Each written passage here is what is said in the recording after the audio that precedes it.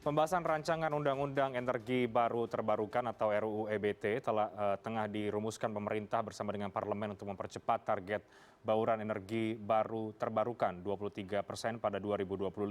Namun sejumlah pasal dalam RUU EBT berpotensi membebani keuangan pemerintah, PLN hingga masyarakat.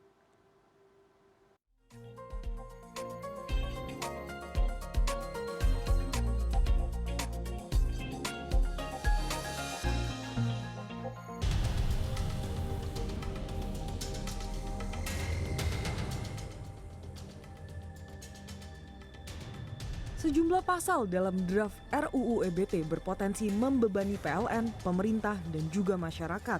Misalnya, pasal 24 dan 40 yang menyebut negara bisa menugaskan PLN membeli tenaga listrik yang dihasilkan dari energi terbarukan. Selain itu, adanya mekanisme take or pay mewajibkan PLN menyerap listrik dari penyedia listrik swasta dengan minimal yang tertera dalam kontrak jual beli listrik meski dayanya tidak terpakai. Sementara pasal 51 menyebut adanya ketentuan tarif masukan atau feed-in tariff sebagai dasar harga jual listrik dari penyedia listrik swasta ke PLN. Selain memberi beban keuangan PLN, ketentuan tarif ini berpotensi merugikan PLN yang kemudian akan ditanggung oleh pemerintah dengan dana APBN.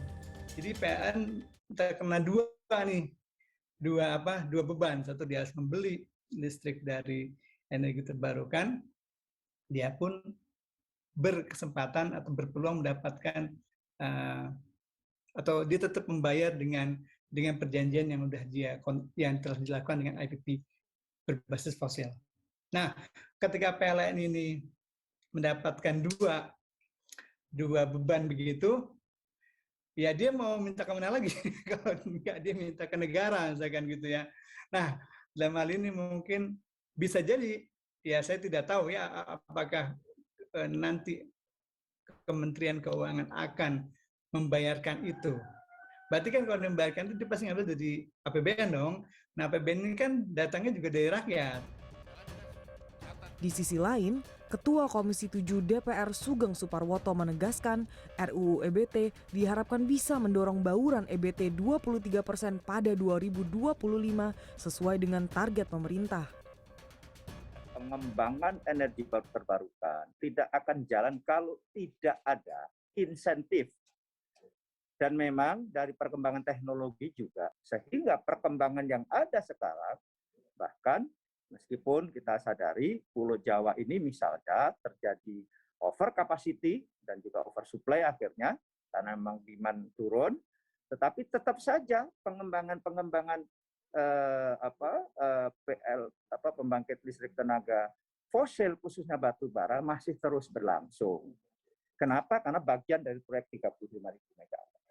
Nah, kalau ini lantas tidak ada ketentuan yang sepadan bagi pengembangan energi baru terbarukan, saya kira sampai kapanpun akan sulit berkembang. Pembahasan draft RUU EBT terus bergulir meski menyisakan sejumlah pertanyaan besar. Bagaimana kemampuan keuangan negara yang bakal terbebani dengan rencana perubahan RUU EBT ini? Seberapa kuat keuangan negara menanggung beban subsidi listrik karena kebijakan ini? Tim Liputan CNN, Jakarta.